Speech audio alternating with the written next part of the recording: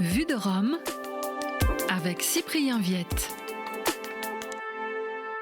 Dans le contexte de la guerre qui embrase le Moyen-Orient depuis plus d'un mois, les célébrations de la Semaine Sainte prennent cette année un écho particulièrement dramatique, notamment en Terre Sainte où les rassemblements publics sont interdits et où le patriarche latin de Jérusalem, le cardinal Pizzaballa, a même été empêché d'entrer à la basilique du Saint-Sépulcre pour la célébration du dimanche des Rameaux.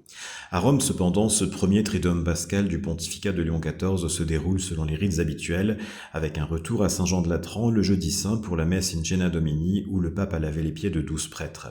En ce vendredi saint, après 3 années consécutives d'absence du pape François, le retour de Léon XIV au Colisée pour la célébration du chemin de croix et le fait qu'il porte lui-même la croix, une première depuis plusieurs décennies, représente un symbole fort. En confiant la rédaction des méditations de cette année au père Francesco Petton, l'ancien responsable de la custodie de Terre Sainte, le pape a adressé un signal d'attention aux chrétiens vivant sur la terre où le Christ a vécu et a souffert.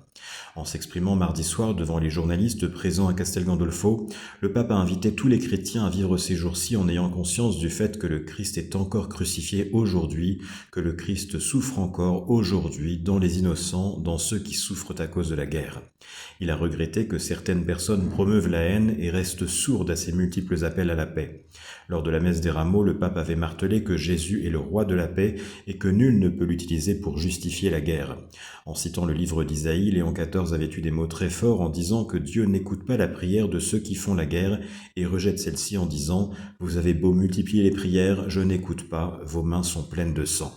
Cette semaine sainte donne donc au pape l'occasion d'assumer une parole plus tranchante qu'auparavant et de dénoncer les manipulations du discours religieux. S'il a évité de nommer des pays ou des personnalités en particulier, de nombreux observateurs s'accordent à penser qu'il dénonce ainsi les dirigeants américains qui ont donné à leur offensive sur l'Iran une dimension de guerre sacrée, faisant étrangement écho au récit de la Russie sur son offensive en Ukraine. Vue de Rome.